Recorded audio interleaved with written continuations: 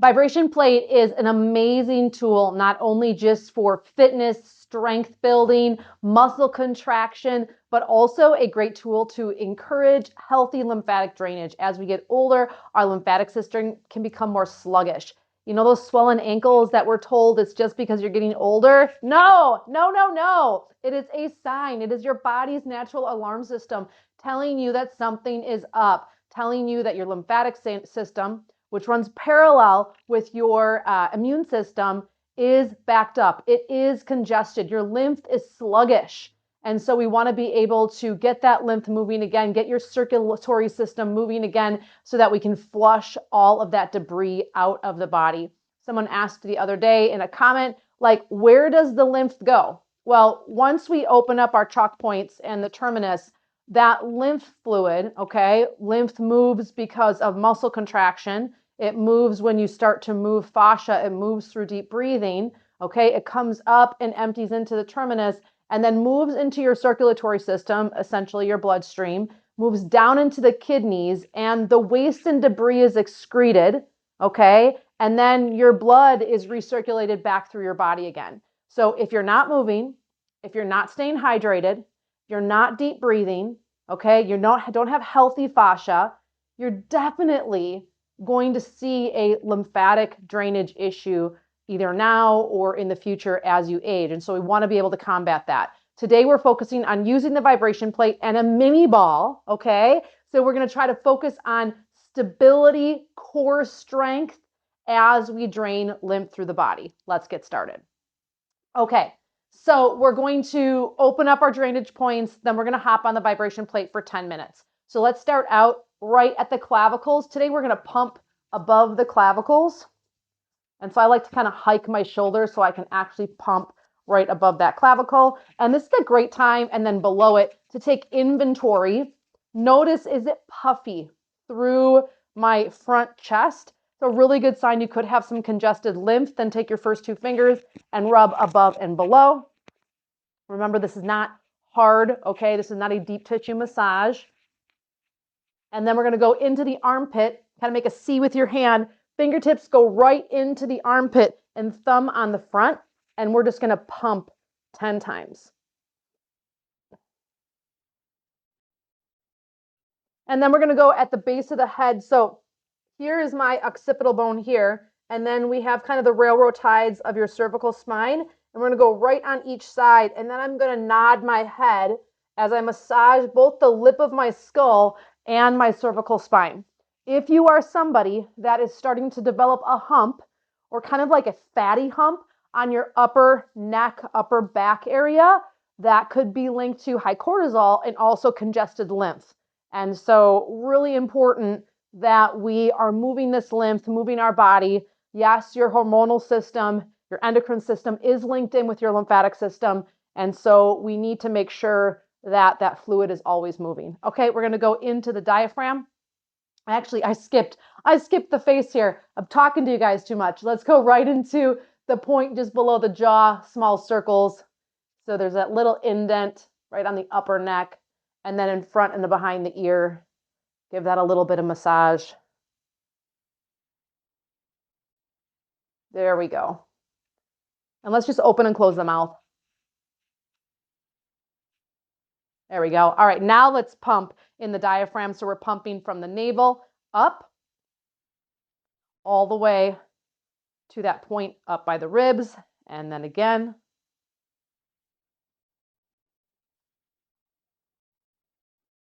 And just nice, calm, deep breathing. No need to try to tighten your abs here. You don't need to be rock hard while you're doing this, okay? All right, let's go into the groin, and we're pumping up. And then right inside those hip bones into the abdomen.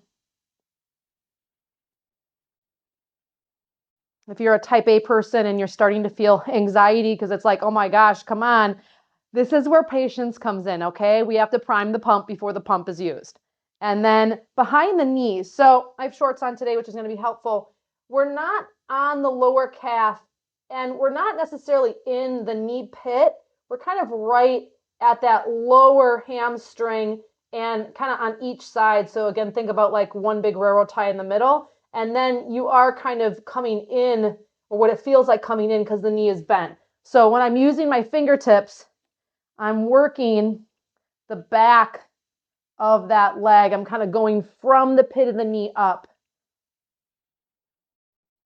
And then the same thing on the opposite side. If you get swollen ankles, swelling in the lower legs, this is definitely one of the pumps that you don't want to forget. And then the elbows. Let's roll the shoulders. And let's get started. All right. So we're going to set our vibration plate to 10 minutes. Let me just straighten mine a little bit. And let's step wide on the vibration plate.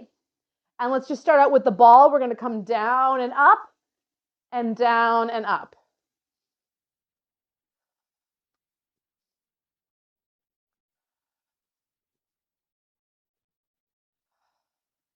As you bend the knees, try to sit back into your heels rather than into your toes. And now let's switch it. So going the opposite way, my pause is now on the downswing rather than the upswing. Try to keep your breath moving.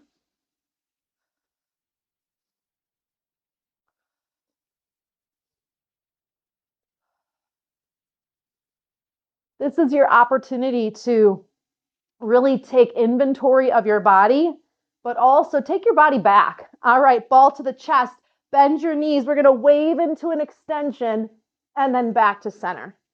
Bend the knees, pelvis forward, press your thumbs into the ball, and then back to center. I call this functional extension. Go up the chimney and then back to center. So a nice little core activation move. You should feel all of your core muscles turn on and kick in when you do this functional extension. So if you have a yoga background, okay, maybe you've done yoga classes before, a lot of times the pelvis is not included in an extension and you're just kind of cranking in that mid back, and now you have lower back pain and you can't figure out why. And so what we want to do here is less this, okay, and more of a pelvic movement as you move with the ball. 10 seconds. Everything can be a core movement when you do it correctly. All right, next one, we're going to step the feet a little bit closer. Ball's going to go just above the knee on the inner thigh. I'm going to bring my feet even closer. Toes are forward, weights in the heels, booty underneath you, belly is nice and strong. And let's just practice squeezing in on the ball. Hold 3, 2, 1, and release. So my hands can be at prayer, genie style, or cactus. Squeeze the upper back without flaring the ribs. So your core is really kind of the support here for the upper back. So if I want to squeeze and engage my upper back even more, I have to make sure my lower front abs and my core is nice and engaged. And if you're feeling a little weak in the hamstring and glute, all of a sudden your squat looks more like you're standing. I want you to re-encourage that squat.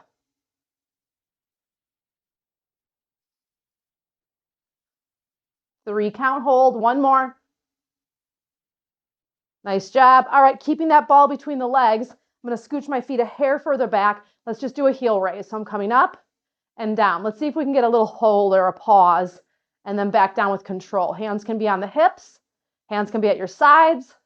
Little micro bend in the knees, but I'm still squeezing on that ball. So my lower glutes are strong, my core is strong, my inner thighs are strong, but I'm keeping that little bend in the knees. I want that fluidity coming up through my legs. I want the vibration coming up through my legs, into my pelvis, into my abdomen.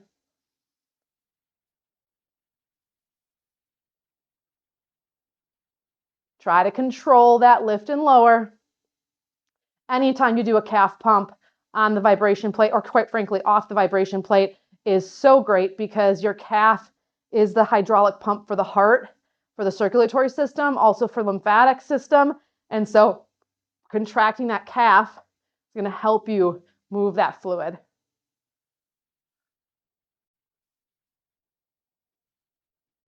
All right, let's just do one more here. Nice job. All right, we're going to come back down into that squat again. Belly nice and strong, glutes are engaged underneath you, body looks like a lightning bolt. We're going to keep that right leg strong, squeeze the left leg in. 3, 2, 1, release. Left leg in, squeeze 3, 2, 1, release. The right side of my body is holding steady and resisting. So I'm diving in on that left side. So inner adductor work, super, super healthy and strong here, helping the pelvic floor. So when our inner thighs get weak, we're definitely going to feel a little bit weaker in those lower core muscles, those pelvic floor muscles.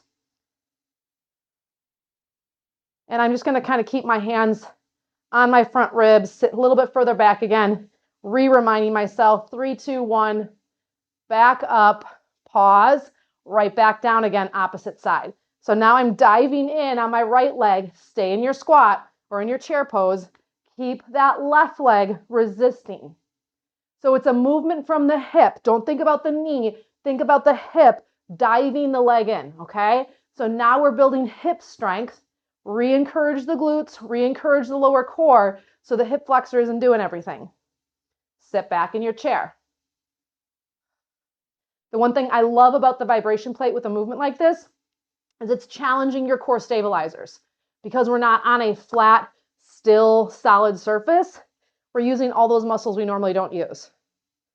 15 counts. Re-encourage the core, redraw in the ribs, strong glutes. My left hip here is definitely weaker than my right hip. And so I appreciate this movement. One more, back up. Ball goes between the ankles. Back into that lift and lower. So lift and down slow. Lift and down slow. That one wasn't very good, but you know what? We're going to roll with it. Keep a nice bend in the knees. A way to try to kind of move around a lack of stability in your body would be to try to lock out the knees, and I don't want you to do that. So if you need a wall, you need a chair, a counter, that's fine. But try to maximize that calf engagement when you lift. If I really think about it, I can get nice and high and then back down, really trying to engage those calf muscles. Woo-wee.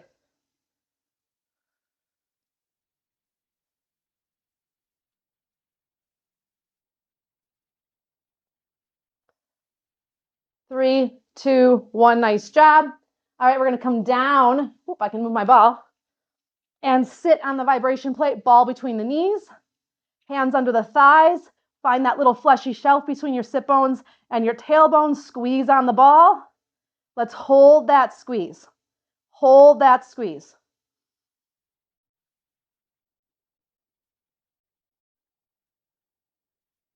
Keep squeezing on the ball on a scale of 1 to 10.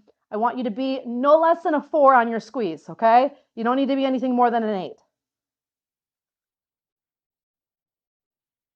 Lift the chest. All right, last 20 seconds, we're going to pulse. So squeeze, squeeze, squeeze. Keep breathing. As I'm squeezing, my obliques are saying, hey, I can help.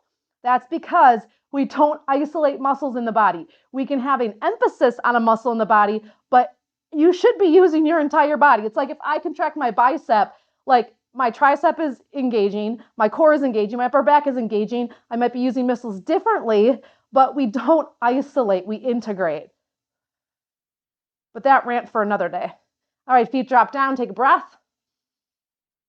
Back up again. I can stay here. I can lift my legs up to a tabletop, squeeze the ball. I can let my arms go, drop the shoulders, palms face up, squeeze on that ball a little bit. Can bring my arms up overhead. Squeeze the ball.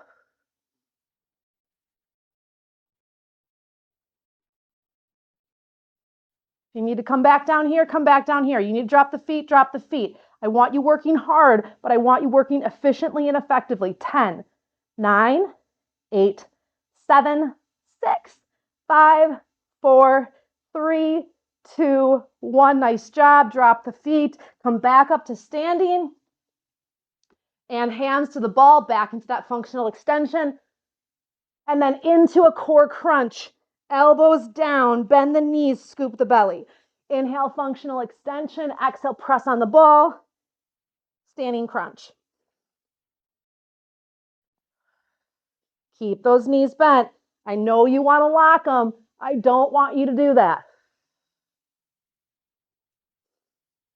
So we're creating what's called intra-abdominal pressure. So I have to pull up on my pelvic floor muscles as I bring down that pressure with the diaphragm and the abs.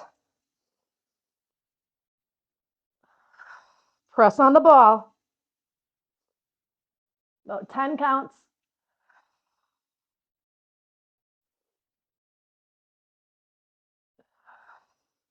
One more.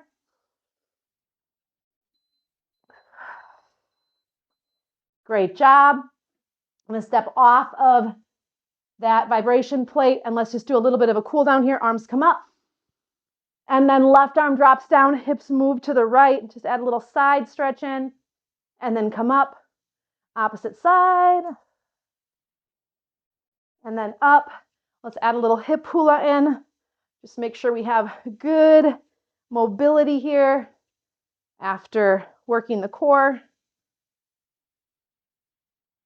Nice job. Great job. Great work. If you're interested in a mini ball, feel free, check out the link in the video below. Leave a positive comment, like and share this video, and let others know that there are practical routines that you can do to work the entire body top to bottom in 10 minutes or less. And until next time, keep moving your body because every movement matters and every movement counts. Great job.